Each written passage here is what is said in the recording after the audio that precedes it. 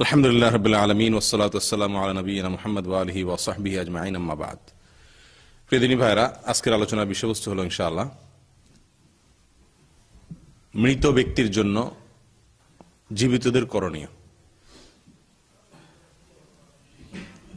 আমাদের আপনজন, প্রিয়জন তারা দুনিয়া থেকে বিদায়ের পরে, তাদের ইন্তেকালের পরে আমরা তাদের আপনজন হিসাবে আমাদের করণীয় কর্তব্যগুলো কি, এই বিষয়ে আজকে কিছু আলোচনা ইনশাআল্লাহ বিদিনিল্লাহ করব। আমরা প্রত্যেকেই মানুষ মারা গেলে সাধারণত তার প্রতি দুর্বল হই। দুনিয়াতে কারোর সাথে যদি শত্রুতাও থাকে, মারা যাওয়ার পরে কিন্তু মানুষ কি হয়ে যায়? মৃত ব্যক্তির প্রতি সদয় হয়ে যায়, দুর্বল হয়ে যায়। মানুষ মারা যাওয়ার পরে আর কোনো শত্রুতা থাকে না। একজন মানুষ সারা জীবন শত্রু থাকলেও তার মৃত্যুর পরে তার শত্রু, আজীবনের শত্রুটাও চায় যে পারলে লোকটার একটু উপকার হোক, ক্ষতিটা সাধারণত কেউ চায় না। সেখানে যদি প্রিয়জন হয়, বাবা মা, আপন ভাই বোন, আত্মীয় স্বজন, স্বামী স্ত্রী, সন্তান সন্ততি, তাহলে তো বলার অপেক্ষা রাখে না যে মানুষ মরার পরে তাদের জন্য কিছু করার এক ব্যাকুলতা, অস্থিরতা আমাদের ভিতরে স্বাভাবিকভাবে সৃষ্টি হয়, ঠিক কিনা? এখন মুশকিল হলো, আমরা অনেকেই জানি না যে মানুষ মারা যাওয়ার পরে তাকে আমি কি কিভাবে উপকার করতে পারি। সঠিক বেঠিক পদ্ধতিতে আমরা বিভিন্ন কাজ করি যাতে সেখানে দেখা যায় যে তার উপকারের জায়গায় হয়তো অপকার হয়ে যাচ্ছে অথবা উপকার হচ্ছে না। তো এই জন্যই জানা দরকার যে একজন মানুষের ইন্তেকালের পরে, তার মৃত্যুর পরে আমরা যারা জীবিত তারা তাদের কি কিভাবে উপকার করতে পারি, তাদের উপকারে আমি কি কি কাজ করতে পারি, এগুলো পরিষ্কার কোরআন সুন্নাহর আলোকে আমাদের জানা থাকা দরকার। প্রিয় দিনী ভাইরা, এই জন্য আমাদের দেশে, আল্লাহ মাফ করুক, ইসলামের নামে যত বিদআত আছে, শিরক আছে, যত আপনার ভুল কাজকর্ম আছে, এর বিরাট একটা অংশ হলো মরা মানুষকে কেন্দ্র করে। কারণ যারা কোরআন এবং সুন্নাহর নাম ভাঙায়া খাওয়ার মতো কিছু লোক হাতে গোনা আছে না সমাজে, এরা সাধারণত ওই মানুষ যখন মারা যায় তখন ওই মানুষের আত্মীয় স্বজন যারা জীবিত থাকে, মরা মানুষটা, তাদের অন্তরগুলা নরম থাকে, ওই সুযোগে তাদের কাছ থেকে তাদেরকে হাইকোর্ট, সুপ্রিম কোর্ট দেখায়া সুবিধা মতো কি করে, বিভিন্ন খাতে খাতে পয়সা আদায় করে, ঠিক না বেঠিক? তো এই জন্য আমাদের দেশে দেখবেন বিভিন্ন কবরস্থানের আশেপাশে বিভিন্ন আখড়া গড়ে উঠছে। কেন? কারণ মানুষ লাশ দাফন করতে আসলে, কবরস্থানে আসলে, আপনজনকে বিদায় দিতে আসলে, চিরবিদায়ের জন্য বিদায় দিতে আসলে, তখন মানুষের দিল নরম থাকে। এই উসিলা যারা সুবিধাবাদী তারা বিভিন্ন সুবিধা হাসিল করে নিয়ে যায়। এসব কেন হয়? কারণ মানুষ সঠিকটা অনেকেই জানেন না। প্রিয় দিনী ভাইরা, একজন মানুষ দুনিয়া থেকে মৃত্যুর পর তিনি অসহায় হয়ে যান সবচাইতে বেশি। তার মতো অসহায় আর কেউ থাকে না, সবচাইতে বেশি অসহায় হয়ে যায়। তার নিজের জন্য নিজের আর কোনো কিছু করার উপায়, সুযোগ থাকে না। আর আমরাও যারা জীবিত, মানুষের মরার পরে তার কোনো অবস্থা আমরা দেখতে পাই না। সে কি সুখে আছে না দুঃখে আছে, কষ্টে আছে না ভালো আছে, জান্নাতি না জাহান্নামী, আমরা কেউই জানি না। যার কারণে এক ধরনের পেরেশানি আমাদের ভিতরেও থাকে। পাশাপাশি দুনিয়াতে মানুষ বিপদে পড়লে কখন কি করতে হয় এটা আমরা মোটামুটি জানি, কিন্তু মারা যাওয়ার পরে তাকে কোনো বিপদে থাকলে তাকে উদ্ধার করার পদ্ধতি, যেহেতু সেই জগৎটা আলেমুল গায়েব, অদৃশ্যের জগৎ, এই জন্য ওই জগতের মানুষের উপকার করার মতো পথ পদ্ধতি আমাদের জানা নাই, এটাই কি স্বাভাবিক। এই জন্য এই তাদের উপকার করার পথ এবং পদ্ধতি জানার একটি মাত্র উপায় কি? কোরআন এবং সুন্নাহ থেকে, যেখান থেকে আমরা আলেমুল গায়েব বা আপনার অদৃশ্য জগৎ, অদেখা জগতের বিভিন্ন তথ্য আমরা পেতে পারি, সেটা হলো কোরআন এবং হাদিস। তাহলে মৌলিকভাবে একটা কথা আমরা প্রথমেই মাথায় রেখে নেই, সেটা হলো যেই জগৎ সম্পর্কে আমরা কিছুই জানি না, আলমুল গায়েব বলা হয়, অদৃশ্যের জগৎ, কবর জগৎ, আলম আরওয়াহ, জান্নাত, জাহান্নাম, আখিরাত, এই জগতে কোনটা কল্যাণকর, কোনটা ক্ষতিকর, কোনটা ভালো হবে, কোনটা মন্দ হবে, এই বিষয়ে আমাকে ধারণা নিতে হবে কোত্থেকে? যিনি গায়েবের মালিক, সে আল্লাহ সুবহানাহু ওয়া তাআলার পক্ষ থেকে, বড় জোর তার রাসূল সাল্লাল্লাহু আলাইহি ওয়াসাল্লামের মাধ্যমে। ঠিক আছে তো?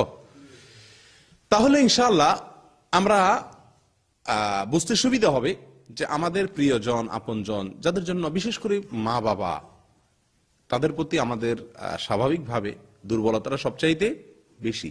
চাই যে আমার মৃত মা, মৃত বাবা না জানে কি হালে আছে। হ্যাঁ, ঘরে থাকলে আমি কত তাদের প্রতি কেয়ার করি, কত যত্ন নেই বৃদ্ধ মা বাবার প্রতি। গায়ে কম্বলটা দিয়ে দেই, ল্যাপটা দিয়ে দেই, গরম পানির ব্যবস্থা করে দেই, ভালো খাবার ব্যবস্থা করি, ওষুধটা টাইম মতো খাওয়া দেই, কত যত্ন নেই। কিন্তু আজ তিনি চলে গেছেন, তো আমি তার কোনো যত্ন নিতে পারছি না। না জানি তিনি কষ্টে আছেন না সুখে আছেন, আল্লাহ তাকে কিভাবে রাখছেন আমি জানি না। খুব স্বাভাবিকভাবে সন্তান হিসাবে বা আপনজন হিসাবে আমাদের অন্তরে কি থাকে? ব্যাকুলতা থাকে।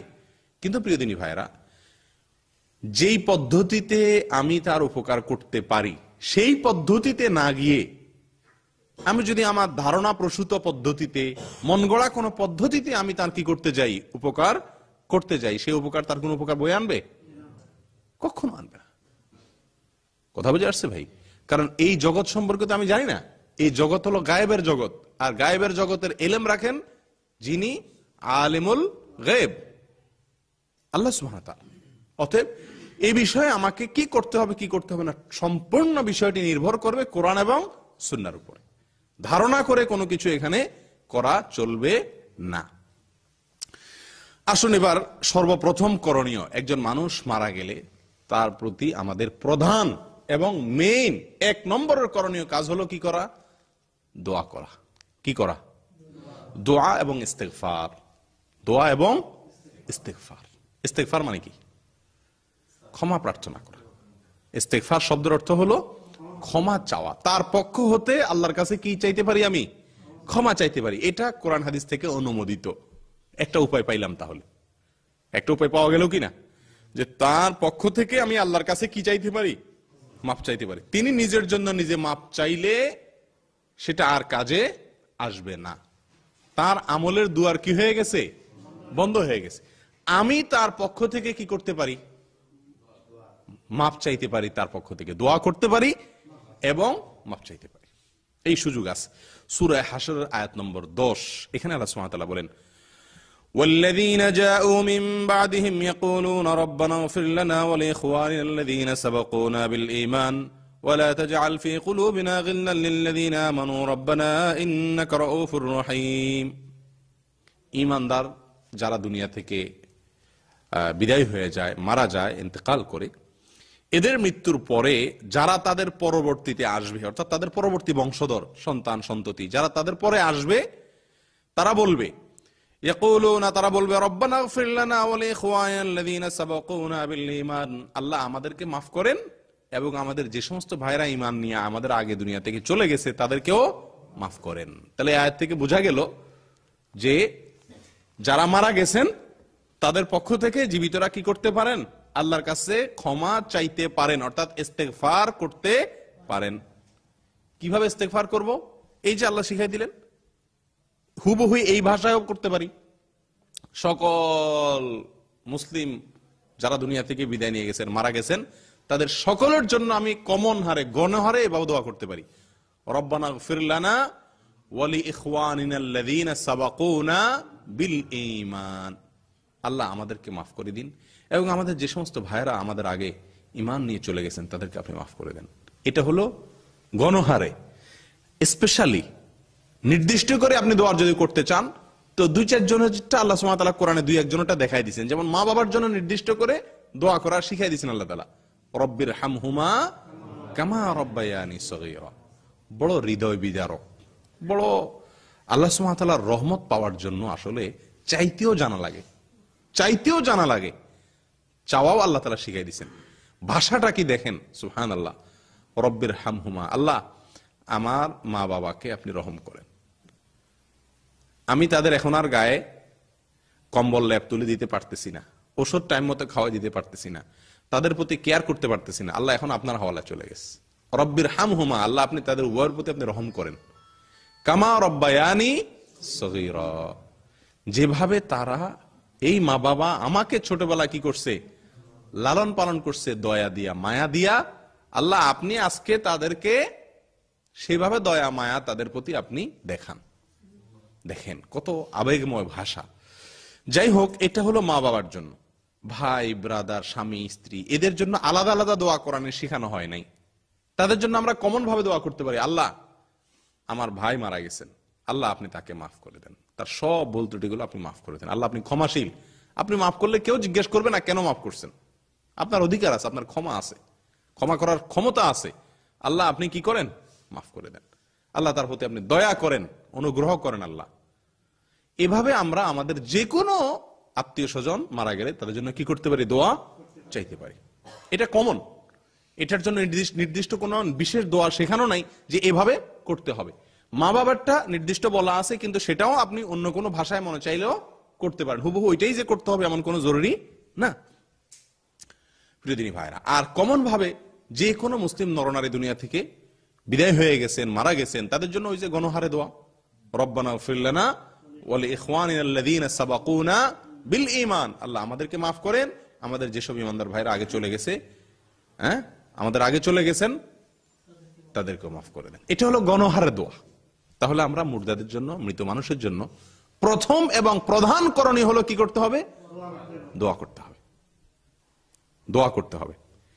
গণহারে দোয়া, মা বাবার জন্য স্পেশাল দোয়া, আর সাধারণ মানুষের জন্য বা ভাই ব্রাদার আপনজনের জন্য নিজ ভাষায় আল্লাহর কাছে তাদের পক্ষ হয়ে কি চাওয়া, মাপ চাওয়া। বিরাট বড় সুযোগ, বিরাট বড় সুযোগ ভাই। আল্লাহর পক্ষে, আল্লাহর দরবারে তার পক্ষে আপনি ওকালতি করতে পারতেছেন, বিশাল বড় সুযোগ। আমরা দুনিয়ার কোন আদালতে যদি আসামি হয়ে যায় কোনো আপনজন, কারোর মাধ্যমে যদি সুপারিশ করা যায়, এই রাস্তা আমরা খুঁজে বেড়াই না। আল্লাহর আদালতে, আল্লাহর কাঠগড়ায় আমার আপনজন হয়তো আসামি হয়ে আছে, নিশ্চয়ই অপরাধ অনেক করেছেন, মানুষ মাত্রই অপরাধী। তো এখন আল্লাহ তাআলা আমাকে অনুমতি দিয়ে দিয়েছেন, সুযোগ দিয়ে দিয়েছেন, আমি কি করতে পারি, তার পক্ষ হয়ে আল্লাহর কাছে মাপ চাইতে পারি। অতএব মাপ চাইতে হবে কি হবে না। কিন্তু আফসোসের বিষয় ভাইরা, আমাদের দেশে সকল দোয়াই প্রায় হয়ে গেছে ট্র্যাডিশনাল দোয়া। এর ভিতরে মুর্দা কেন্দ্রিক যে দোয়া, মানুষ মারা যাওয়ার পরে যে দোয়া, এটা আরো বেশি একেবারে আপনার সিস্টেমিক্যাল দোয়া হয়ে গেছে, ট্র্যাডিশনাল দোয়া হয়ে গেছে, সামাজিক দোয়া হয়ে গেছে। কি সেটা? এটার জন্য একজন হুজুর বা একজন মৌলবী, একজন মৌলানা, ইমাম সাহেবকে এনে এলাকা মানুষকে দাওয়াত দিয়ে তারপর আমরা কি করি, দোয়া করি না করাই? করাই। মানুষ মারা যাওয়ার পরে তার জন্য দোয়া করলে উপকার হয়, কিন্তু দোয়া করাইলে না। করা এক জিনিস আর করানো আরেক জিনিস, চাওয়া আরেক জিনিস। তিনটা জিনিস এখানে, দোয়া করা, দোয়া চাওয়া, দোয়া করানো, তিনটা জিনিস হলো। করা কোনটা? নিজে করা, নিজেরা করা। কথার কথা, আমার বাবা দুনিয়া থেকে বিদায়, আমরা ভাই বোন যারা আছে, আমরা সবাই মিলে আল্লাহর কাছে তার যার যার মতো করে প্রত্যেকে আল্লাহর কাছে তার কাছে কি চাইলাম, তাদের জন্য মাফ চাইলাম, তাদের প্রতি রহমের দোয়া করলাম। এটা হলো দোয়া করা। এটা তো আয়াত থেকে বুঝলেন, সূরা হাশরের দোয়া থেকে, আয়াত থেকে, যে আল্লাহ তাআলা এই আয়াতের রীতিমতো দোয়ার ভাষাই শিখিয়ে দিয়েছেন যে এই সমস্ত লোকেরা যারা মানুষ মারা যাওয়ার পরে এই দোয়া পড়ে বা এই কথা বলে, তাহলে দোয়া করাটা এটা অনুমোদিত, ঠিক আছে তো? আচ্ছা, দোয়া চাওয়া, চাওয়াটার অনুমোদন আছে না নাই? দোয়া চাওয়া যায় না? সাহাবীরা নবী সাল্লাল্লাহু আলাইহি সাল্লামের কাছে বিভিন্ন সময় দুনিয়াবী বিষয়ে, আখিরাতের বিষয়ে দোয়া চাইছেন না? ইয়া রাসূলুল্লাহ আমার জন্য একটু দোয়া করেন। বলেন, এরকম অনেক দোয়া সাহাবীরা চাইছেন না? আবু হুরায়রা রাদিয়াল্লাহু তাআলা আনহু এসে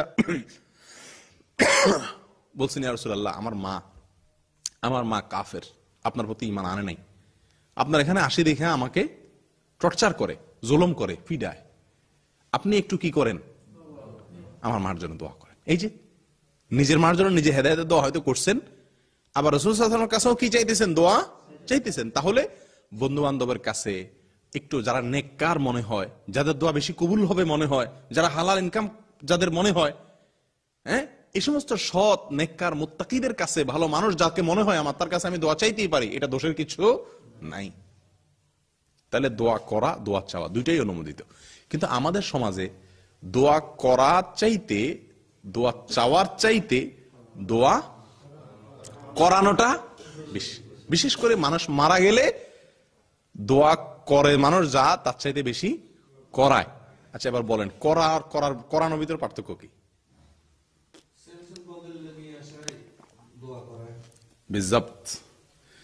করানো মানে পয়সা দিয়া, করানো মানে কি দিয়া? বলবেন কেমনে পয়সা দিয়া? 200-400 মানুষ দিয়ে আয়না যে দোয়া অনুষ্ঠান করে, সেখানে সবারই পয়সা দেয় নাকি? খাওয়ায়, জিলাপি দেয়। এখন আর জিলাপির দিন নাই, এখন হলো বাক্সর ভিতরে বিরিয়ানি দেয়, আর না হলে একটা মিষ্টি, একটা সিঙ্গাড়া, অনেক কিছু মিলে একটা বাক্স দেয়। যাই হোক, একটা কিছু দেয়। সেখানে যে সবাই এই বাক্সের জন্য যায় সেটা আমি বলবো না, অনেকেই বাক্সের জন্য যায়, কিন্তু অনেকে বাক্স ছাড়া যায়। কিন্তু আপনি এটা একটা সিস্টেমে পরিণত হয়ে গেছে যে আপনাদের সবাইরে আমি ভাড়ায় নিলাম, তো ডাইরেক্ট টাকা তো সবাই দেওয়া সম্ভব না, দিলেও খারাপ দেখা যায়, তো অন্তত আপনারা কি খান? মিষ্টিটা খান। এটা একরকম বিনিময় হয়ে যায় না? আপনি বলেন আর না বলেন বিনিময়ের মতো হয়ে যাচ্ছে না? কথার কথা, আপনি 5 জন লোককে ডাইকা নিলেন রুমে, কি জন্য? ভাই আমার মাল সামান গুলা রুমে ঢুকাচ্ছি, তো আপনারা একটু হেল্প করেন, আমি একা পারতেছি না। সবাই মিলে আপনার হেল্প করে ঢুকে দিল। আপনি কি করলেন? সবার জন্য 2-3টা রেড বুল নিয়ে আসলেন, একটু ব্রুশ নিয়ে আসলেন, খাওয়াই দিলেন। আপনি এটা বিনিময় দেন নাই, মুখে যতই বলেন, আমিও যতই বিশ্বাস করি, এই খাওয়ানোটা কিন্তু ওই যে কাজটা করছি সেজন্য কৃতজ্ঞতা স্বরূপ এক ধরনের বিনিময়। আপনি মুখে যাই বলেন, এটা বাস্তবতা কি অবাস্তবতা? তো আপনি 200 মানুষ, 400 মানুষ, 500 মানুষ দাওয়াত দিয়া দোয়ার অনুষ্ঠান করলেন, দোয়ার অনুষ্ঠান করে সেখানে সবার জন্য মিষ্টির ব্যবস্থা করলেন। তো এটা আপনি মুখে যাই বলেন, এটা এক ধরনের কি বিনিময়। হ্যাঁ, আপনি যদি বলেন যে না, আমি এটা মৃত ব্যক্তির পক্ষ থেকে গরিবকে খাদ্য দেওয়া এই হিসেবে দিলাম, তো আমি বলবো তাহলে সেখানে দোয়া কেন? খাদ্য দিলে সেখানে তো কি থাকা উচিত না? দোয়া থাকা উচিত না। অনুষ্ঠান করে আপনি দোয়া করাইয়া তার থেকে দিতেছেন, তাহলে তো বিনিময় নিচ্ছেন। খাদ্য দিতে চাইলে গরিবের অভাব আছে, খাদ্য দিয়ে আসেন। কথা বুঝে আসছে? তো এটা পদ্ধতিগত গলত, অর্থাৎ আমরা দোয়া করাই না ভাই। এটা একটা পয়েন্ট বললাম যে বিনিময় নিয়ে দোয়া, মৌলভী সাহেব বিনিময় তাকেও দেওয়া হয়, যারা আসে তাদেরকেও দেওয়া হয়। হয়তো মৌলভী সাহেবের ক্যাশও দেওয়া হয়, প্যাকেটও দেওয়া হয়, আর সাধারণ মানুষ হয়তো শুধু প্যাকেট দেওয়া হয়। পার্থক্য এতটুকু, কিন্তু দুইটাই কি দোয়া করানো। মৌলভী সাহেবের দিয়েও করানো হচ্ছে, পাবলিকের দিয়েও করানো হচ্ছে। ঠিক না ভাই? ঠিক। দোয়া ইবাদত। পয়সা দিয়া দোয়া করাইলে পয়সা দিয়ে ইবাদত কেনা যায়? এর কোন সুযোগ আছে? নাই। এটা একটা বিষয়। দ্বিতীয় বিষয় হলো, ভাই নবী সাল্লাল্লাহু আলাইহি সাল্লামের যুগে মানুষ মারা গেছেন না যান নাই? ওনার যুগে মানুষ মারা যান নাই? তারা কি করছে? ওই যে আগেই বলছি, মৃত ব্যক্তি চলে গেছে অদৃশ্য জগতে, যেই জগৎ সম্পর্কে আমি কিছুই জানি না, আমার ধারণা নাই, আইডিয়া নাই, আমি যাই নাই সেখানে, সেই দেশে, সেই জগতে কি করলে উপকার হবে তার, সেটা তো একমাত্র যিনি অদৃশ্য জগতের মালিক, সে রব্বুল আলামিন জানেন, তার রাসূলকে তিনি জানাইছেন, আমাদের জানার কথা না। তাহলে আমরা দেখতে হবে যে নবী সাল্লাল্লাহু আলাইহি সাল্লামের যুগে মানুষ মারা গেলে তিনি কি করতেন। তিনিও কি সবাইরে ডাইকা নিয়ে এসে একসাথ করে দোয়ার অনুষ্ঠান করাইতেন? এরকম কোন বর্ণনা পাওয়া যায়? উত্তর হলো না। সহিহ তো দূরের কথা, কোন জয়ীফ, দুর্বল, এমনকি জাল, ভুয়া, মিথ্যা একটা হাদিসও পাওয়া যায় না যে কি নবী সাল্লাল্লাহু আলাইহি সাল্লামের যুগে কোন লোক মারা গেছেন আর উনি সবাইকে নিয়ে কোন এক জায়গায় একসাথ হইয়া সবাই মিলে তার জন্য কি করছেন? দোয়া করছেন। তার মানে কি তারা দোয়া করেন নাই? তার মানে কি তারা দোয়া করেন না মুর্দার জন্য? বহু হাদিস থেকে প্রমাণ হয়। ব্যক্তিগত দোয়া, ওই যে করছেন, করার নাই, দোয়া করছেন, চাইছেন, কিন্তু কি করেন নাই? কেউ দোয়া করার নাই। করানো হলো পয়সা দিয়া। পয়সা করানোর জন্য বাজেট লাগে, চাইতে বাজেট লাগে না, করতেও বাজেট লাগে না। কথা ঠিক না ঠিক? দোয়া করতে পয়সা খরচ হয়, চাইতে চাইতে কোনো খরচ হয়? আপনি আমার কাছে, আমি আপনার কাছে চাইলাম, কোনো পয়সা দেওয়া লাগে? মিষ্টি খাওয়ান লাগে? কিছু লাগে? জিলাপি দেওয়া লাগে? কিছু লাগে না। কিন্তু দোয়া করাইতে কি লাগে? বাজেট লাগে। বাজেট ছাড়া কোনো দোয়া করানি হয় আমার মার জন্য দোয়া করাবো, বাবার জন্য দোয়া করাবো, সেখানে আপনি মিষ্টি দেন, জিলাপি দেন, 1 কেজি দেন, আধা কেজি দেন, 10 টাকা বাজেট ছাড়া কোনো দোয়া করানি হয়? তাহলে পয়সা দিয়া করানো হয়। আর নবী সাল্লাল্লাহু আলাইহি ওয়াসাল্লামের যুগে 1 নম্বর কথা হলো এই ইবাদতের জন্য পয়সা দিয়া ইবাদত করানোর কোনো সিস্টেম ইসলামে নাই। দ্বিতীয়ত কথা হলো নবী সাল্লাল্লাহু আলাইহি ওয়াসাল্লামের যুগে উনি কখনো কোনো মানুষের জন্য, উনি বা ওনার কোনো সাহাবী দোয়া করানো, অর্থাৎ পয়সা খরচ করে বা একত্রিত হয়ে সবাই মিলে বসে একসাথে মুর্দার জন্য দোয়া করা, এটা নবী সাল্লাল্লাহু আলাইহি ওয়াসাল্লাম থেকে কিনা সাবিত বা প্রমাণিত নয়। কথা পরিষ্কার? অথচ আমরা দোয়া মুর্দার জন্য করা বলতে হচ্ছে একটা কাজ মেইন, যেটা মুর্দার জন্য আমি করতে পারি সেই কাজটাও করি বেঠিক পদ্ধতিতে করাই। আল্লাহ আমাদেরকে বোঝার তৌফিক দান করেন। প্রিয় দিনী ভাইরা, তাহলে দোয়া আমরা মুর্দার জন্য করব এবং বড় জোর চাইব, কিন্তু দোয়া করাবো না। মনে থাকবে তো ইনশাআল্লাহ?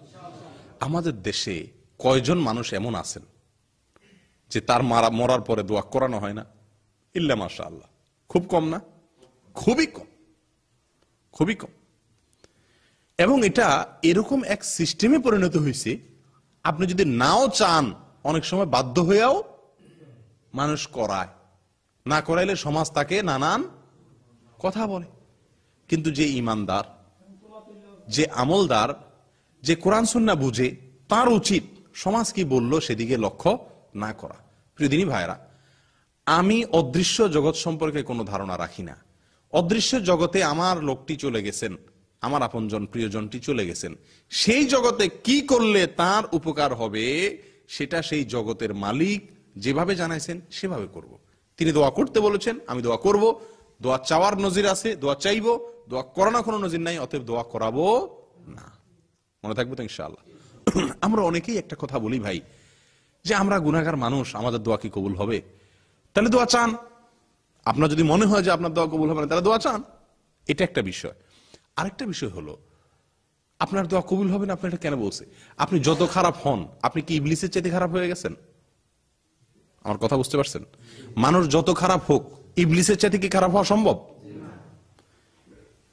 তাহলে সেই ইবলিসে আল্লাহর কাছে কি করছে? দোয়া করছে। আর আল্লাহ সে দোয়া কবুলও করছেন। আল্লাহর কাছে দোয়া করেন নাই ইবলিস? যখন আল্লাহ জান্নাত থেকে বের করে দিয়েছে, বলছে না, আনজিরনি ইলা ইয়াউমি ইউবআসুন, আল্লাহ কিয়ামত পর্যন্ত আমারে সুযোগ দেন, হায়াত দেন। আল্লাহ বলছেন ফাইন্নাকা মিনাল মুনজারিন, যাও, দেওয়া হলো। আল্লাহ কবুলও করছেন। তাও কোন সময়? আল্লাহর রাগের সময়। আল্লাহর কথা ডাইরেক্ট অমান্য করছে, জান্নাতে বের করে দিয়েছে, ওই সময় পর্যন্ত শয়তান দোয়া করছে, আর শয়তানের দোয়া কবুল হয়ে গেছে। আপনি তো শয়তান না রে ভাই, মানুষ আল্লাহর রহমতে, তা আপনার দোয়া কেন কবুল হবে না? এটা একটা ভুল ধারণা আমাদের দেশের মানুষের। এক। দ্বিতীয়ত হলো যে আপনি নেককারদের কাছে দোয়া চান, সমস্যা নাই, কিন্তু দোয়া করাবেন না। মুর্দাকে কেন্দ্র করে কোন ধরনের অনুষ্ঠান, বৈঠক করে দোয়া করা একত্রিত ভাবে, একটা দোয়া আছে মুর্দাকে কেন্দ্র করে সবাই মিলে দোয়া করার, সবাই মিলে একসাথ হয়ে মুর্দার জন্য দোয়া করার একটা অনুষ্ঠান শরীয়ত কর্তৃক অনুমোদন আছে। কোনটা? জানাজা। আপনি মুর্দার লাশকে বিদায় দিচ্ছেন যখন, তখন তো সমাজের মানুষকে নিয়ে। জানাজা মানে কি? সালাতুল জানাজা মানেই হলো দোয়া। এখানে দাঁড়ায় দাঁড়ায় আপনি কি পড়েন? মুর্দার জন্য দোয়া। তো দোয়া করে তো আপনি বিদায় দিচ্ছেন, এরপর আবার কিসের দোয়া দলবদ্ধভাবে? মুর্দাকে বিদায় দেওয়ার দলবদ্ধ দোয়া একটাই, সেটা হলো জানাজা। এরপরে আর দলবদ্ধভাবে একত্রিত হয়ে বন্ধু বান্ধবকে ডাকে কুলখানির নামে বিভিন্ন নাম দিয়া বেনাম দিয়া কোন দোয়ার অনুষ্ঠান শরীয়তে নাই। অতএব মুর্দাকে উপকার করতে চাইলে ওই জানাজা সহি পদ্ধতিতে পড়েন সবাইকে নিয়ে, এরপরে ব্যক্তিগত যার যার মতো দোয়া করেন অথবা দোয়া চান, দোয়ার কোনো অনুষ্ঠান করবেন না। পরিষ্কার? আল্লাহ তাআলা আমাদেরকে তৌফিক দান করেন। প্রিয় দিনী ভাইরা, আরেকটা বিষয় হলো, আচ্ছা, আল্লাহ সুবহানাহু ওয়া তাআলা ইন্নাল্লাহা লা ইয়াকবালু দুআ কলবিন লাহিন, যে অন্তর উদাসীন, দোয়াতে মনোযোগ নাই, দোয়া করতেছে ঠিক কিন্তু দোয়ার দিকে কিনা মনোযোগ নাই, ওই অন্তরের দোয়া আল্লাহ তাআলা কি করেন না? কবুল করেন না। আল্লাহ তাআলা কি ভাষা দেখেন না অন্তর দেখেন? ইন্নাল্লাহা লা ইয়ানজুরু ইলা সুওয়ারিকুম, হ্যাঁ, আল্লাহ তাআলা তোমাদের সূরত দেখেন না, বাহির দেখেন না, ওয়ালাকিন ইয়ানজুরু ইলা কুলুবিকুম ওয়া আমালিকুম, আল্লাহ দেখেন অন্তর আর আমল। আচ্ছা, আপনার বাবা, আপনার মা, আপনার স্ত্রী, আপনার ভাই মারা গেছেন, আপনি তাদের জন্য যেভাবে দোয়া করবেন, আপনার অন্তর থেকে তাদের জন্য যে ব্যথা নিয়ে আল্লাহর কাছে ফরিয়াদটা করবেন। ভাই, চাওয়ার বেশ কম আছে না? সব চাওয়াই কি মানুষের পকেট থেকে পয়সা বাইর হয়? কি বলেন? কিছু কিছু চাওয়া আছে না একেবারে অন্তরে আঘাত করে, আছে না এরকম কিছু চাওয়া? অবহেলা করে করে চাওয়া, এরকম চাওয়াও চাওয়া, আর অন্তরের গভীর থেকে চাওয়াটাও কি চাওয়া। আল্লাহ সুবহানাহু ওয়া তাআলার কাছে আপনি আপনার আত্মীয়ের জন্য, আপনজনের জন্য দোয়া করলে যত অন্তরের গভীর থেকে, যতটা আন্তরিকতা নিয়ে আল্লাহর কাছে চাইবেন, মৌলভী সাহেব বলেন, ইমাম সাহেব বলেন, অথবা যে সাহেবই বলেন, উনি অতটা আন্তরিকতা তার হবে কোনোদিনই সম্ভব না। তাহলে আপনি যে তার দিয়া দোয়া করাইতেছেন, দোয়া করাইতে ফায়দা হবে না, তার চাইতে বেশি ফায়দা হবে আপনি আল্লাহর কাছে কি করেন? হাত তোলেন।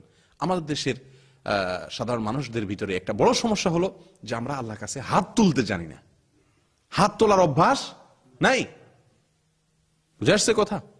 আর আল্লাহ মাফ করুক, বেশিরভাগ ওলামা ইকরাম এই কথাগুলো বললেও মানুষ শুনে না। কিছু কিছু মানুষ আছে যারা আলেমদের বেশ ধরছে, এরা এগুলা ব্যবসা বানায় নিস, এরা দোয়া করে খায়। এটা একটা বহুত বড় একটা ইনকাম সোর্স। আউট ইনকামের একটা বড় রাস্তা হলো দোয়া। বিশেষ করে বিভিন্ন কবরস্থানগুলোতে বিভিন্ন আজেবাজে লোক আলেমদের বা মৌলবীদের বেশ ধারণ করছে, এদেরকে দেখবেন যে দোয়া বেঁচে খায়। বুঝে আসছে কথা? এরা আপনারা কখনো দোয়া শিখাবে না, দোয়া শিখাবে না। দোয়া শিখলে তো আপনি নিজেই করে ফেলবেন, আপনারা দোয়া করে দিবে, ঠিক আছে, কন্ট্রাক্ট নিবে। আল্লাহ হেফাজত করেন। প্রিয়দিনী ভাইরা, তাহলে মুর্দার জন্য আপনার নিজের যে আন্তরিকতা থাকবে, অন্য কারোর সে আন্তরিকতা থাকবে না, আপনাকেই হাত তুলতে হবে। এখন কথা হলো, আমি তো চাইতে যাই না, মৌলভী সাহেব তো মাশাআল্লাহ যে সুর দিয়া, উর্দু ফার্সি কবিতা দিয়া, আরবি কবিতা দিয়া, ছন্দে মিল দিয়া, টান দিয়া, সুর দিয়া চায়, আমি তো ব্যাপার না। মাবুদ কই টান দেয়, আরো কি কতগুলা কত সুন্দর করে কয়, আমি তো সাজায় বলতে পারি না। এরকম একটা মনের ভিতরে আমাদের ইয়ে থাকে কিনা, এটার জন্য আগেই বলে দিছি। আল্লাহ তাআলা কি দেখেন না? বাহির দেখেন না। আপনি কত সাজায় গোছায় বললেন এটা দেখেন না, আল্লাহ দেখেন অন্তর। তাহলে যে বোবা, তার কি দোয়া হয় না? কি বলেন? যে বোবা, সে কি আল্লাহর কাছে দোয়া করলে আল্লাহ দোয়া কবুল করেন না? তাহলে তার তো কোনো ভাষাই নেই। আরে ভাই, আপনি আপনজন হারাইছেন, কিচ্ছুর দরকার নাই। আল্লাহর বান্দা হাত তোলেন, চোখের পানি ফেলেন, অন্তরে অন্তরে আল্লাহর কাছে বলেন, ইন্নাল্লাহা আলিমুম বিযাতিস সুদূর। আল্লাহ অন্তরের খবর রাখেন। আপনি অন্তর থেকে পানি ছেড়ে, চোখ থেকে পানি ছেড়ে দেন, অন্তরটারে গলায় দেন। কিছু বলারও দরকার নাই। বলতে পারলে ভালো, যদি বলতে না পারেন শুধু কাঁদেন আর মনে মনে আল্লাহর কাছে চান। কি চাইতেছেন আপনি? আপনার বাবা মারা গেছেন, তাদেরকে আল্লাহ যেন রহম করেন, তাদের যেন কোনো শাস্তি না হয়, এটাই তো চাইতেছেন। তো বলতে না পারলে অন্তর থেকে বলেন, যা পারেন তদ্দুর বলেন, আল্লাহর দরবার এটাই কবুল হয়ে যাবে। বোবারও দোয়া কবুল হয়। আপনি বোবা না, মাশাআল্লাহ, দু চার শব্দ তো বলতে পারবেন, কেন কবুল হবে না? কথার মায়ের পেস, সাজানো গোছানো কথা, ইস্তারি করা কথা, ছন্দ মিলানো কথা, কবিতার তাল মিলানো কথা, সুর দিয়ে কথা দিয়ে দোয়া করা, এটা দোয়া কবুলের জন্য কোনো জরুরি না। কোরআন হাদিসে কোথাও বলা হয় নাই যে এভাবে দোয়া করলে কি হবে, দোয়া কবুল হবে। বরং দোয়া কবুলের জন্য যে আন্তরিকতা দরকার, অন্তরের গভীর থেকে দোয়া করা দরকার, এটা আপনার প্রিয়জনের জন্য আপনার আসবে, অন্য আরেকজনের আসবে না। ঠিক না? ঠিক। প্রিয়দিনী ভাইরা, তাহলে আসুন, এক নম্বর যে করণীয় মুর্দার জন্য দোয়া করা, দোয়া চাওয়া, এই দুটি সুন্নাত দ্বারা সাবেত, কোরআন দ্বারা সাবেত। দোয়া করানো, এটা কোরআন হাদিস দ্বারা সাবেত বা প্রমাণিত নয়। এখানে আমাদের এই দাম্মামে একাধিকবার এরকম হয়েছে যে আমাদের এখানকার বিভিন্ন কমিউনিটির নেতা, যারা বড় ব্যবসায়ী নেতা, স্কুল কর্তৃপক্ষ, ওনাদের অনেকের আপনজনকে হারাইছেন, মারা গেছেন। তো আমাকে ফোন দিছে, বলে যে শেখ অমুকের মা মারা গেছে, একবার স্কুলের চেয়ারম্যান সাহেবের মা মারা গেছে, তো ওনার জন্য একটু দোয়ার আয়োজন করবে, তা আপনি একটু আসতে পারবেন কিনা? আমি বললাম যে হ্যাঁ অবশ্যই, কেন যাব না। তো দোয়ার আয়োজন করবেন, অনুষ্ঠান আমি যেভাবে চালাবো সেভাবে, বলে যে আপনি যা করেন। তো যায় সেখানে শুধুমাত্র আলোচনা করে মুর্দার জন্য কি করা উচিত কি করা উচিত নয় সেগুলা বলে চলে আসছে। কোনো দোয়া হয়নি, বলছে দোয়া যার যার বাসায় যায় করবেন। আলহামদুলিল্লাহ, শিক্ষিত মানুষ সবাই বুঝে গেছে। কিন্তু আমাদের দেশে যে বললাম না, সিস্টেম হয়ে গেছে যে একেবারে ভিক্ষা করে খায়, গরিব মানুষ, রিকশাওয়ালা, তারও যদি বাপ মা হারায় তারেও সমাজ মাফ করে না। এত বড় জালেম সমাজ আমাদের। বাপের জন্য দোয়া করাও, মার জন্য দোয়া করো, আমাকে সবারই মিষ্টি খাওয়াও। কত বড় জুলুমের কথা। আল্লাহ তাআলা আমাদেরকে সঠিকটা বোঝার তৌফিক দান। ভাই, মানুষ মারা যাওয়ার পরে আমরা প্রত্যেকে নিজের বাবা মার জন্য দোয়া করব, ঠিক আছে। একটা বিষয় ক্ষেত্রে লক্ষণীয়, সেটা হলো সন্তান বিশেষ করে বাবা মার জন্য দোয়া করলে সে দোয়া আল্লাহ দরবারে কবুল হবে, কিন্তু সন্তান নেক হতে হবে। কি হতে হবে? নেককার হওয়া চাই। নবী সাল্লাল্লাহু আলাইহি ওয়াসাল্লাম বলেছেন, ইদা মাতাল ইনসান ইনকাতা আনহু আমালুহু ইল্লা মিন সালাস। মানুষ মারা গেলে তার সমস্ত আমলের দুয়ার বন্ধ হয়ে যায়, তিনটি আমলের দুয়ার খোলা থাকে। তার ভিতরে একটি হলো কি? আওয়ালাদুন সালেহ ইয়াদউ লাহ। যদি কোন নেক সন্তান তিনি রেখে যান, যে নেক সন্তান তার জন্য কি করে? দোয়া করে।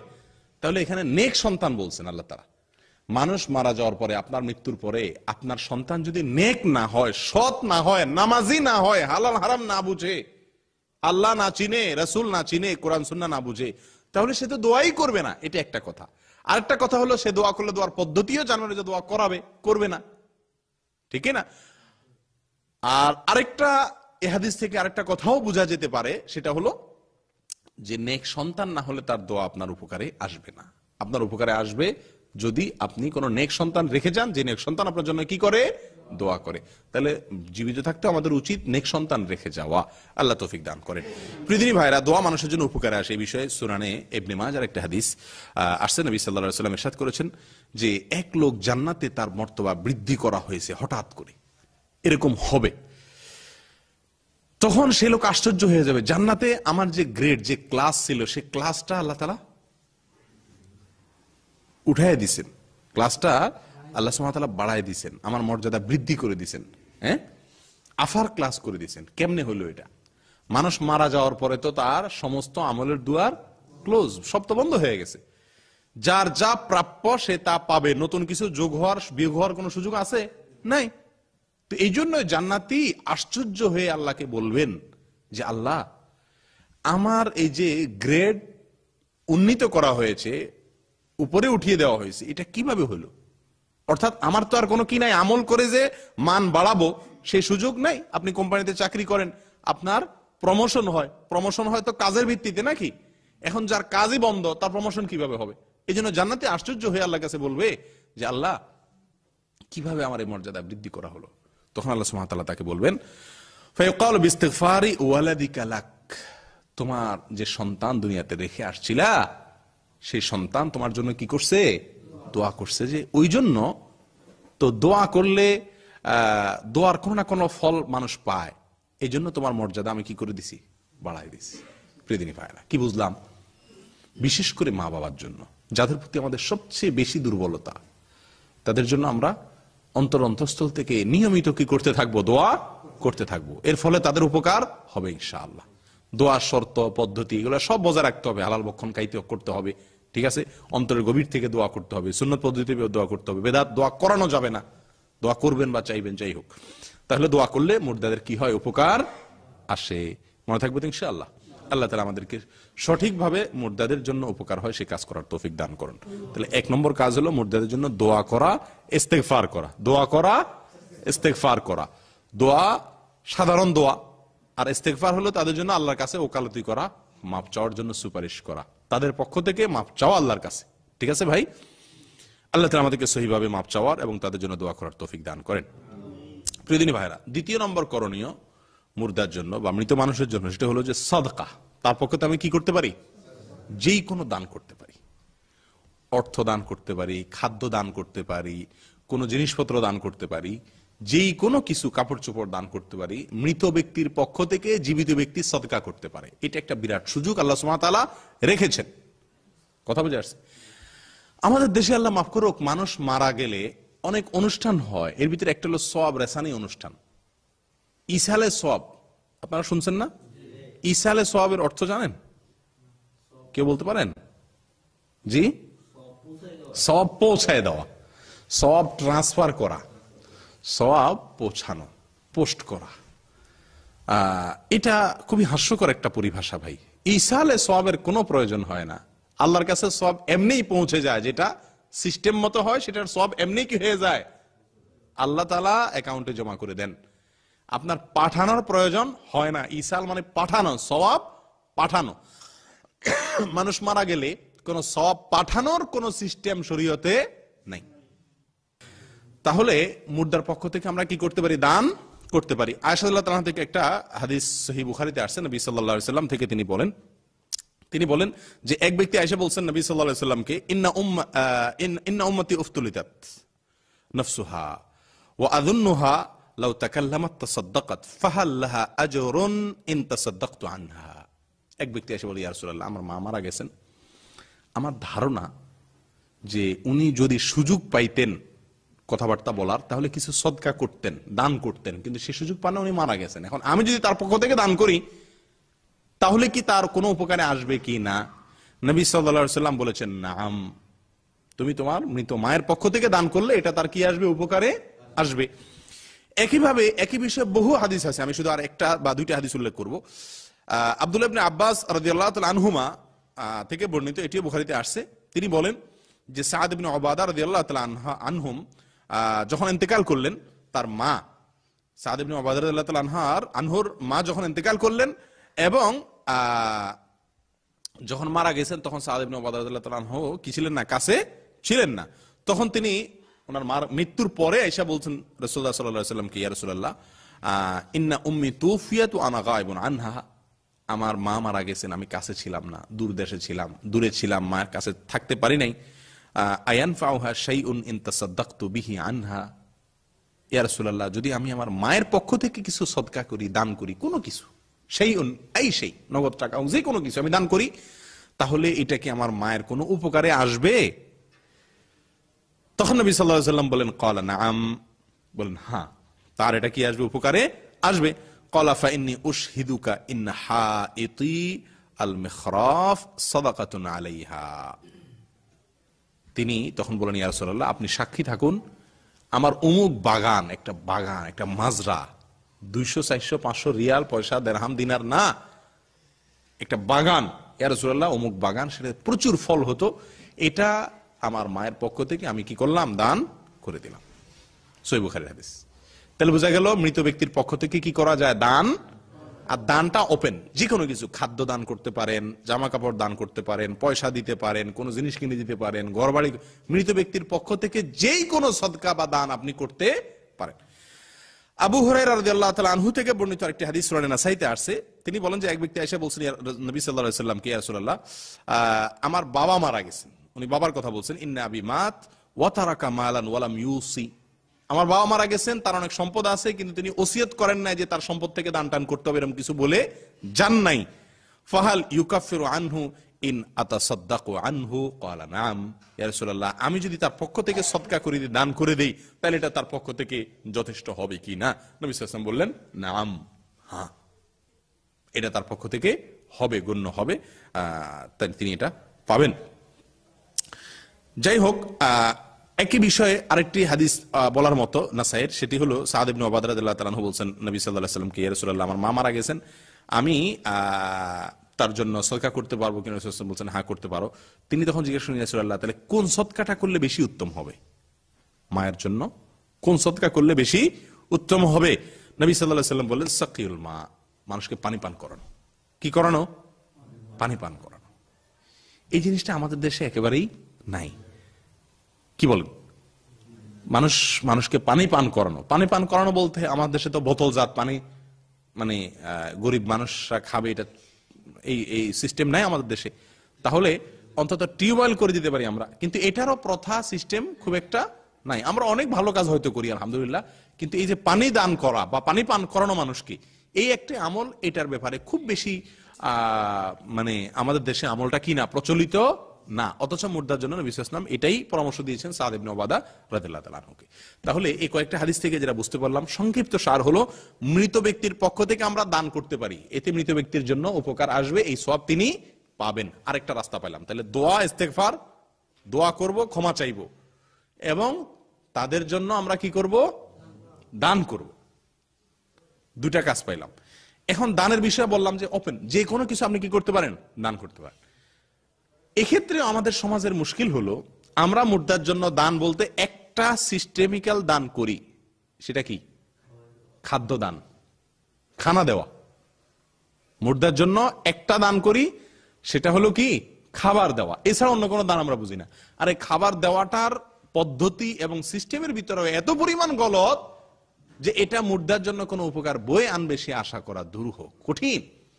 দেখুন, মানুষ মারা গেলে আমাদের দেশে খাবারের বিভিন্ন অনুষ্ঠান করা হয়, 3 দিনা, 7 দিনা, 40 এই অনুষ্ঠানগুলো করা হয় কি হয় না? শরীয়ত আপনাকে যে কোনো কাজের অনুমতি দিয়ে রাখছে, দিন ক্ষণ নির্দিষ্ট করে দেয় নাই। এরকম যদি হয় তাহলে পৃথিবীর কারোর জন্য অধিকার নাই সেটাকে নির্দিষ্ট দিন বা ক্ষণ দিয়া নির্ধারিত করা। কথা ঠিক না ঠিক? আপনাকে শরীয়ত বলছে তুমি এই কাজটা করো, দিনে কয়বার করবা, কোন দিনে করবা, কোনো কিছু বলে নাই। তাহলে এটা ওপেন আপনার জন্য, আপনি দিনে করেন, রাতে করেন, 10 দিন পরে করেন, ডেইলি করেন, প্রতিদিন করেন, 1 মাস পরে করেন, 1 বছর পরে করেন, এটা আপনার ইচ্ছা। যদি আপনি এটাকে নির্দিষ্ট ফিক্স করে নেন, এটা হলো বেদাত, মন গড়া। কথা বুঝে আসছে? কথার কথা, আপনি একটা কোম্পানিতে চাকরি করেন, আপনার কোম্পানি আপনাকে একটি সাধারণ ঘোষণা দিয়েছে যে কোম্পানি তার এমপ্লয়ারদের মধ্যে যারা কোনো অভাবে আছে, কষ্টে আছে, মুসিবতে আছে, বা বিপদে আপদে আছে, বা সুবিধা অসুবিধা আছে, এরা লোন চাইলে কোম্পানি তাদেরকে দীর্ঘমেয়াদী সহজ কিস্তিতে লোন দিবে, একটা ঘোষণা দিল। ঠিক আছে? এবং বলে দিল যে তোমরা সেটার কি করো, সবাই দরখাস্ত জমা দাও, কার কত লোন লাগবে, একটা ঘোষণা দিল। এর মধ্যে একটা লোক 1 ইঞ্চি বেশি বুঝে, সে আয়সা বলতেছে যে তাহলে যারা যেটা লোন করবে তারা কাগজপত্র আনতে হবে। সে নিজে থেকে, কোম্পানি কিছু বলে টলে নাই। কি করতে হবে? আপনি বাড়ি করবেন, তাহলে বাড়ির জমি দলিলের কাগজ আন, তারপরে যায় সেটা আরবি করেন, ট্রান্সলেট করেন, তারপরে সেটার সাথে অমুক কাগজ যোগ করেন, তমুক কাজ যোগ করেন, একটা ফর্ম সে নিজে নিজে বানায় বলছে এই ফর্ম অনুযায়ী করেন। এগুলা করে এরপর আবার একটা টাইমে বলে দিছে অমুক টাইমে বসের কাছে এটা জমা দিতে হবে। আপনারা অমুক টাইমে কিছু লোক কি করলেন, সেটা জমা দিতে গেলেন। কি বলেন? কোম্পানির বস যদি জানতে পারে যে আমি কোনো শর্ত দেই নাই, কিচ্ছু নাই, বলছি যার যার মনে চায় দরখাস্ত করো, এর ভিতরে একজন যায় মাতবরি করে বলছে, তার কথা শুনে কিছু লোক বলতেছে না, এভাবে সিস্টেম করে নিছে, এই টাইমে দিতে হবে, এইভাবে দিতে হবে, বস রাগ হবে কি হবে না? যে আমি তো তোমাদেরকে এই সমস্ত করতে এত শর্ত বলি নাই, মন গড়া তুমি এত শর্ত কেন যুক্ত করছো? এটা হলো বেদাত। এটা হলো কি? এই বেদাত, মন গড়া। শরীয়ত আপনাকে দোয়া করতে বলছে ওপেন, আপনি যে কোনো সময় মা বাবার জন্য দোয়া করতে পারেন। ঠিক একইভাবে মা বাবার জন্য খাদ্য দান বা যে কোনো কিছু দান করতে পারেন। আপনি নির্দিষ্ট করে নিছেন খাবারে দিবেন, এবং সে খাবারটাও আবার নির্দিষ্ট দিন ঠিক করে নিছেন, 3 নম্বর দিন, 7 নম্বর দিন, 40 নম্বর দিন। তাহলে এগুলো সবগুলা ওই ব্যক্তির মতো হয়ে গেছে যে নিজে মন গড়া মাতবরি করে সিস্টেম বানায় নিছে। এটা বেদাত, আর বেদাতের ঠিকানা জাহান্নাম। এর ফলে কোনো সওয়াব হয় না, বরং উল্টা গুনাহ হয়। পৃথিবী ভাইরা, তাহলে মুর্দার জন্য যে খাবারের আয়োজন করা হয়, প্রথম কথা হলো নির্দিষ্ট দিনক্ষণ করে কোনো খাবার আয়োজন করার অনুমতি শরীয়তে নাই। দ্বিতীয় নম্বর কথা হলো মুর্দার জন্য খাবারের যে অনুষ্ঠান আমাদের দেশে করা হয়, এই অনুষ্ঠানগুলো বেশিরভাগই হয় লোক দেখানো বা সমাজের মানুষের কথা থেকে বাঁচার জন্য। যার সামর্থ্য নাই সেও মুর্দার খাওয়ানি খাওয়ায়। কেন খাওয়ায়? কারণ সমাজ থেকে একটা চাপ থাকে, না খাওয়াইলে বলে যে অমুকে কি বংশধর রেখে গেছে, এরা মানুষকে 2টা ডাইল ভাতও খাওয়ালো না। আর এই খাওয়ানোটা শরীয়তে সোজা কথা, খাওয়ানোর কোনো কালচারে নেই, বরং উল্টা কালচার আছে। আপনি মুর্দার পক্ষ থেকে দান করতে চান, অন্য সময় দেন, 2-4 বছর পরে দেন। মানুষ মারা গেছে, তখনই যার আত্মীয় মারা গেছে তার পরিবারের লোকেরা খাবার অ্যারেঞ্জ করে। এটা উল্টা সিস্টেম। কিরকম উল্টা সিস্টেম আমি বলি আপনাদেরকে। ভাই, খাবার মানুষ কখন খাওয়ায় মানুষকে? আমার কথা বুঝেন না আপনারা? সঠিক। মানুষ যখন কোনো খুশির খবর পায় তখন মানুষকে কি করে? খানা খাওয়ায়। যেমন বিয়ে করলে অলিমা, শরীয়ত অলিমার ব্যবস্থা রাখছে না? বিয়ে করছেন, খুশি হয়েছেন, সবাই অলিমা করান, ছাগল খাওয়ায়, জবাই করে। নবী সাল্লাল্লাহু আলাইহি ওয়াসাল্লাম নিজেই এক সাহাবীর কাছে চাইছেন, আউলিমা লাউ বিশাত, অলিমা চায়ে খাওয়ান জায়েজ। অলিমার খানা এমন খানা যেটা চায়ে খাওয়াও কি জায়েজ, যদি কাছের লোক হয়, যাত্রার কাছে না। বুঝে আসছে কথা? নবী সাল্লাল্লাহু আলাইহি ওয়াসাল্লাম এক সাহাবীকে রীতিমতো বলে বসছেন, বিয়ে করছেন শুনে বলতেছেন আউলিম ওয়ালাউ বিশাত, কমপক্ষে ছাগল দিয়ে হলে অলিমা খাওয়াও। তাহলে হাদিস থেকে বোঝা যায় অলিমার খানা বন্ধু বান্ধব নিজস্ব লোক হলে চাইয়াও কি করা যায়, আছে খানা জায়েজ। তাহলে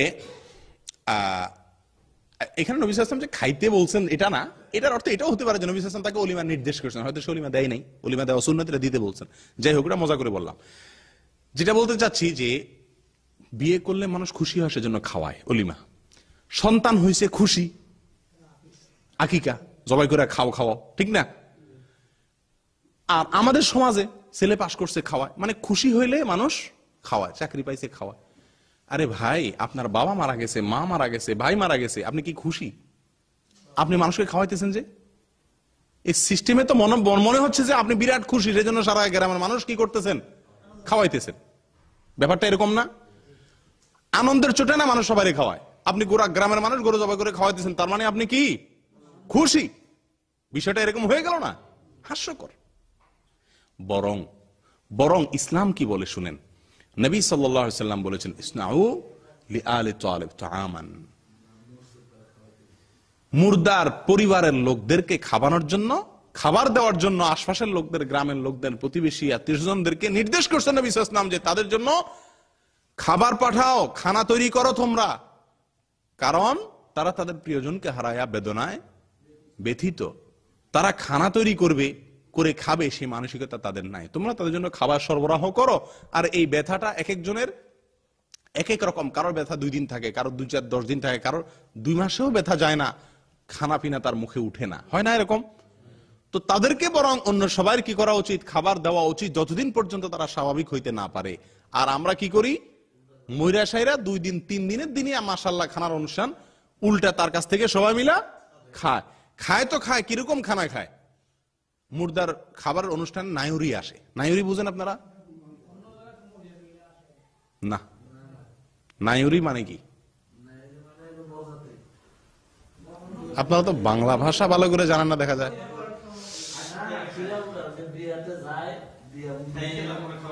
একজনও জানেন না?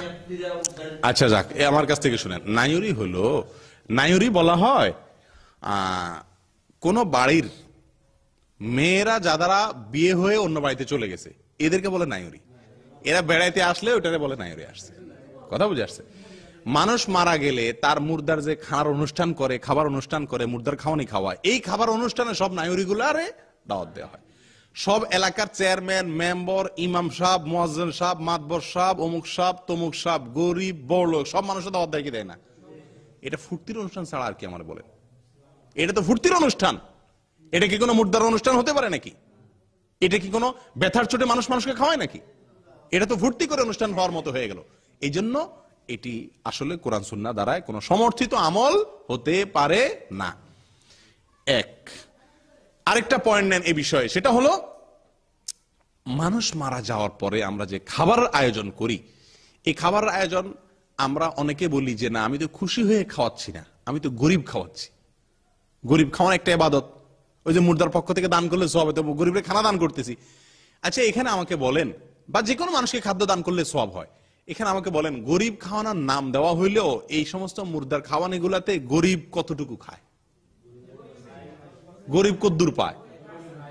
এলাকার মাতবর, চেয়ারম্যান, মেম্বার, আত্মীয় স্বজন সবাইয়ের দাওয়াত যেভাবে দেওয়া হয়, তাতে গরিবে বেচারা পাত্তা পায়? আর যদি পাত্তা পায়ও, তো গরিবরে বলা হয় এই তোরা পরে গরিবরে সিরিয়াল দিয়ে দাঁড় করা রেখা, এরপরে গণ্যমান্যরে খাওয়ায়া, এরপর থাকলে গরিবরে খাওয়ান। এটা গরিব খাওয়ানোর নামে তামাশা, ঠিক না ভাই? ঠিক। সবচেয়ে বড় কথা হলো ভাই, ওই যে একই কথা, অদৃশ্যের জগতে কোন কাজটা করলে উপকার আসবে, এটা অদৃশ্যের জগতের মালিক ভালো জানেন।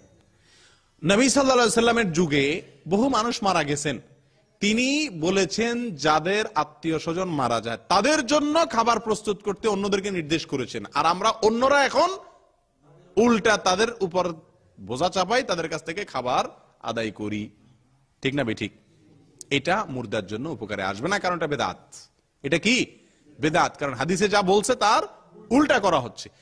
এখন যদি আপনি বলেন যে আমি গরিব খাওয়াচ্ছি, তো গরিব খাওয়াইতে হলে অনুষ্ঠান করার দরকার নেই। তো গরিবরা আপনি আইনা অনুষ্ঠান করবেন, তার বাসায় খানা দিয়ে আসেন, এতিমখানায় খানা দিয়ে আসেন, মাদ্রাসার লিল্লা বোর্ডিং এ খানা দিয়ে আসেন, গরিব দুঃখীদের ঘরে ঘরে চাউল দিয়ে আসেন, ক্যাশ টাকা দিয়ে আসেন, হয়ে গেল। আপনি যে খাবার অনুষ্ঠান করতেছেন, এক তো এখানে সমাজের লোককে দেখানো, দ্বিতীয়ত হলো যে আত্মীয় স্বজন, নায়ুরি, নেতা গোতা যারা আছে এদেরকে খাওয়ানো, গরিব হলো নাম কেউ আসতে। তৃতীয় হলো দিনক্ষণ ঠিক করে খাওয়াচ্ছেন।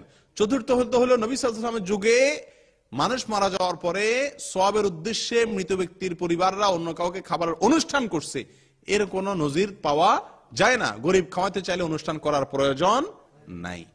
এগুলো বেশিরভাগ লৌকিকতা বা সমাজের মানুষ কি বলবো এটা থেকে বাঁচার জন্য। সর্বশেষ পয়েন্ট যেটা বলবো এই বিষয়ে সেটা হলো, মানুষ মারা যাওয়ার পরে যে খাবার আয়োজন করেন এর টাকাটা কোত্থেকে আসে বলেন? দুইটা সিস্টেম। এক হলো যে ব্যক্তি মারা গেছে তার সম্পদ থেকে যদি ব্যয় করা হয়, তার সম্পত্তি থেকে যদি ব্যয় করা হয় সেটা জায়েজ নাই। কেন জায়েজ নাই? কারণ মারা যাওয়ার পরে ওনার সম্পদের মালিক উনি আর নাই, এটা সম্পদের মালিক হয়ে গেছে সমস্ত ওয়ারিশরা। ওয়ারিশদের মধ্যে যদি কেউ নাবালেগ থাকে, নাবালেগের পয়সা দান করা জায়েজ নাই। এক, যদি কেউ গরিব থাকে, সে হয়তো মন থেকে তার ইচ্ছে দরকারি কাজ আছে, সে ফাও কাজ করবে না বা বেদাতি কাজ করবে না, অথবা উল্টা কাজ করবে না, অথবা ভালো কাজ হলে এটা করবে না, তাহলে আপনি তাকেও একরকম বাধ্য করতেছেন, ঠিক না বেঠিক?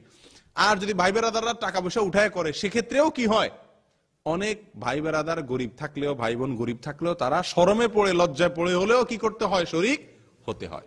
আর নবী সাল্লাল্লাহু আলাইহি ওয়াসাল্লাম বলেছেন, লা ইয়াহিল্লু মালু ইমরিইন মুসলিমিন ইল্লা বিতিবি নাফসি, কোন মুসলিমের সম্পদ, তার পয়সা আপনার জন্য হালাল হবে না তার মন থেকে সন্তুষ্টি চিত্তে সে না দিলে।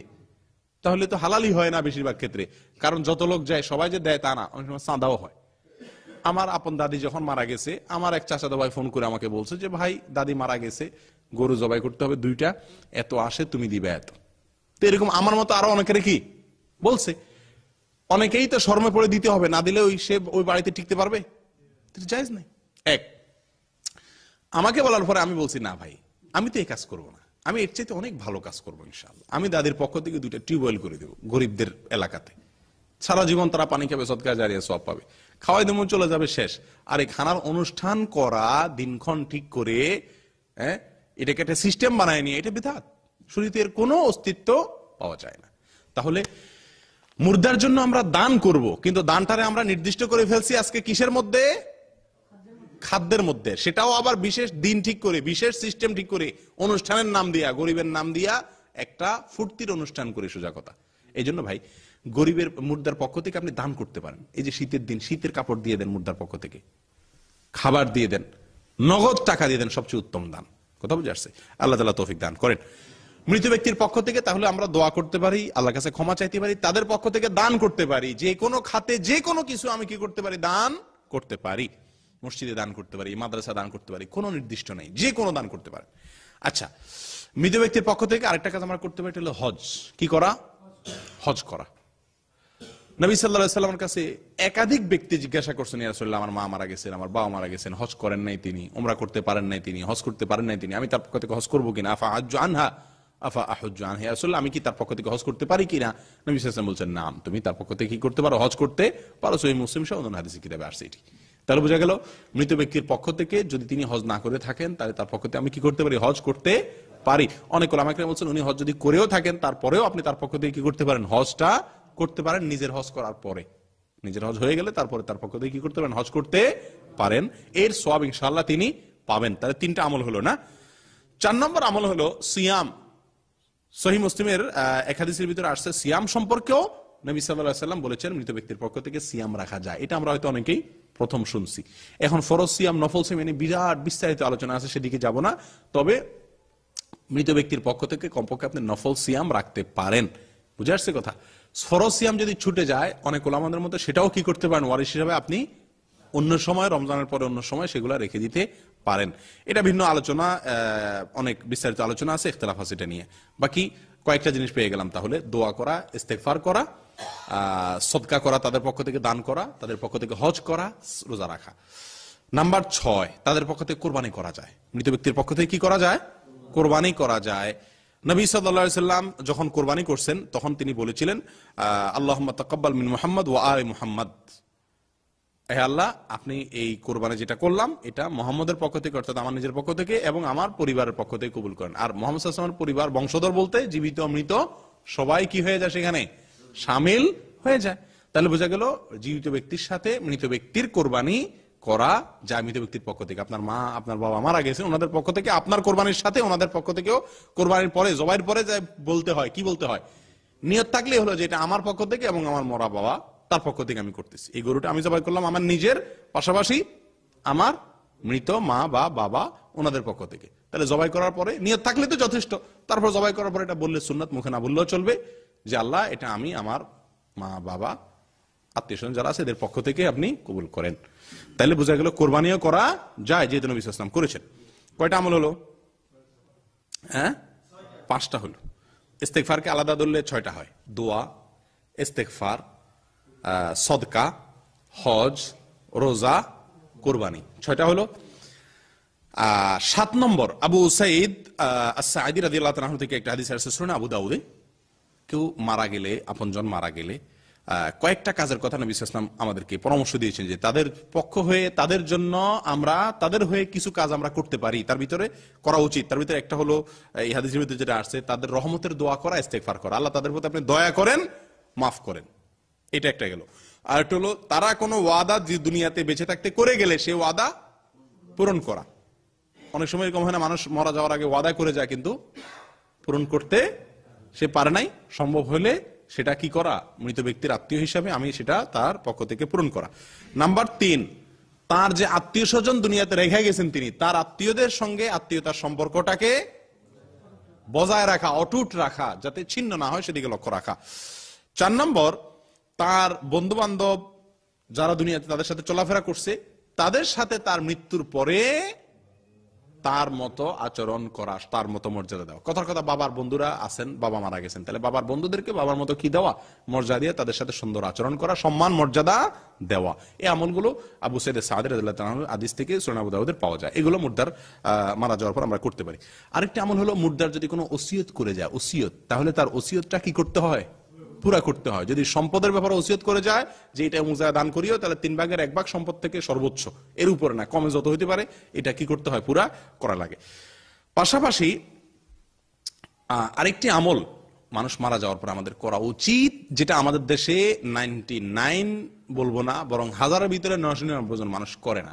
সেটা কি, মৃত ব্যক্তি যে সম্পদ রেখে যায়, সেই সম্পদটাকে তার মৃত্যুর পরে যত দ্রুত সম্ভব, যত তাড়াতাড়ি সম্ভব, কোরআন হাদিসে যেভাবে যার যতটুকু অংশ দেওয়া আছে সেই হিসাবে বন্টন করে দেওয়া, সবার মধ্যে মিরাজ বন্টন করে। এটা খুবই জরুরি একটা কাজ। দেখুন ভাই, আমাদের দেশে মানুষ মারা যাওয়ার পরে বছরকে বছর হয়ে যায়, তার সম্পদ কি হয় না, বন্টন হয় না।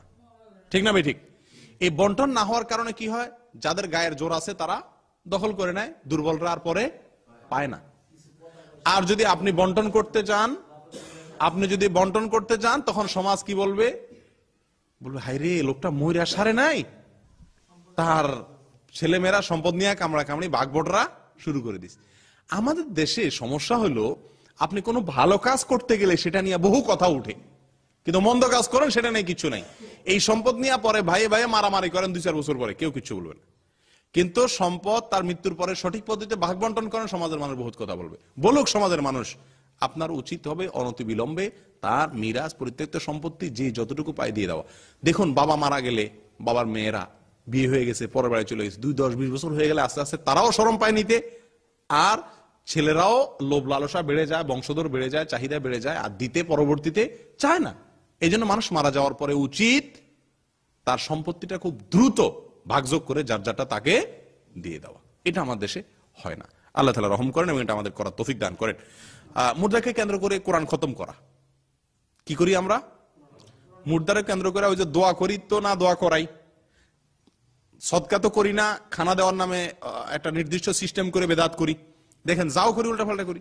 এরপরে আসেন এখানে আপনি আপনার দোয়ার নাম দিয়া খতম করায়, কি করায়? কোরআন খতম করায়। এই কথাটা শুনতেই তো খারাপ শোনা যায় ভাই, কোরআন খতম করে ফেলা, লা হাওলা ওয়ালা কুওয়াতা ইল্লা বিল্লাহ, এটা কোনো কথা হলো? খতম করা মানে কি করা? এটা তো খারাপ অর্থে ব্যবহার হয় সাধারণত। খতম করার অর্থ যদিও শেষ করা, তা আমাদের সমাজে খতম করা মানে তো শেষ করা। যদিও কোরআন খতম করা বলতে কে কোরআনকে ধ্বংস করা বুঝায় না, এটা মজা করে বললাম। যাই হোক, তো কোরআন খতম করা মানুষ মারা যাওয়ার পরে, এটির কোন নির্দেশ কোরআন সুন্নায় আমাদেরকে দেওয়া হয় না। আপনারা যে কয়েকটা কথা শুনলেন, এর ভিতরে কোরআন খতম করা শুনছেন?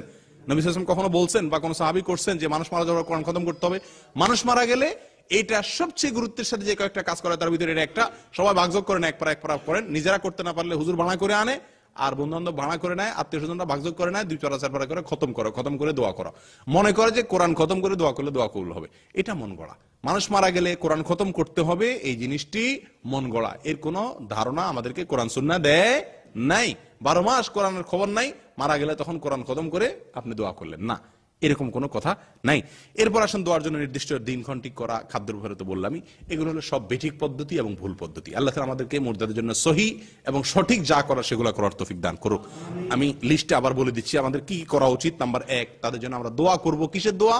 রহমতের দোয়া। আল্লাহ যেন তাদের প্রতি কি করেন? মুর্দাদের প্রতি রহম করেন। নাম্বার 2, আল্লাহ যেন ইস্তেগফার করেন। আল্লাহর কাছে আমরা ইস্তেগফার করবো, অর্থাৎ আল্লাহ যেন কি করেন? তাদেরকে মাফ করেন, ক্ষমার দোয়া করব। 2 নাম্বার 3, তাদের পক্ষ থেকে আমরা সদকা করব, দান করব। আর দানের ক্ষেত্রে তো আমরা জানি সবাই যে নবী সাল্লাল্লাহু আলাইহি ওয়াসাল্লাম বলেছেন বাম হাতে দান করতে, যাতে ডান হাতেও কি না পায়? টেন না পায়। এত গোপনে খাবার অনুষ্ঠান নামে শামিয়ানা টাঙ্গায়া, খেমা লাগায়া, তাবু লাগায়া, মানুষজন ডাকডোল বাজায়া খাবার দেওয়া, এটা কোরআন এবং হাদিসের যে দানের যে ধারণা, সেই ধারণার বিপরীত হয়ে যায়। আর তাছাড়া মুর্দার পরিবারকে খাওয়ানোর কথা বলা হয়েছে, তাদের কাছ থেকে খাওয়ানোটা উল্টা হয়। আর তাছাড়া দিনক্ষণ ঠিক করে খাওয়া, এটা বিদআত হয়ে যায়। তাছাড়া গরিবকে খাওয়ানোর নাম দিয়া এটা একটা ফুর্তির অনুষ্ঠান হয়ে যায়। সব মিলিয়ে এটা আমরা করব না। গরিবের জন্য এই মুর্দার পক্ষ থেকে আমরা দান করব, সে দানটা ওপেন, যে কোনো কিছু দান করতে পারি। তার ভিতরে খাদ্য দান করতে পারি, কিন্তু খাদ্য দানের সঠিক নিয়ম হলো কোনো দিন ঠিক না করে, নির্দিষ্ট তারিখ ঠিক না করে, যখন মনে চায় কোনো গরিবের কাছে খানা পৌঁছে দেওয়া, এবং সেটা ডাকডোল বাজায়া না করা। 3 নম্বর গেল। 4 নম্বর হলো তার পক্ষ থেকে আমি হজ করতে পারি। 5 নম্বর হলো তার পক্ষ থেকে আমি রোজা রাখতে পারি। 6 নম্বর হলো তার পক্ষ থেকে আমি কোরবানি করতে পারি, মৃত ব্যক্তির পক্ষ থেকে আমি কি করতে পারি? কোরবানি করতে পারি। 7 নম্বর হলো মৃত ব্যক্তির পক্ষ থেকে সে কোনো ওয়াদা করলে সেটা পুরা করব। 8 নম্বর হলো মৃত ব্যক্তি কোনো আত্মীয় স্বজন রেখে থাকলে তাদের সাথে সম্পর্ক অটুট রাখার চেষ্টা করব। 9 নম্বর হলো মৃত ব্যক্তি জীবদ্দশায় যাদের সাথে চলাফেরা করতে বন্ধু বান্ধব, তাদেরকে সম্মান করব, মর্যাদা দেব।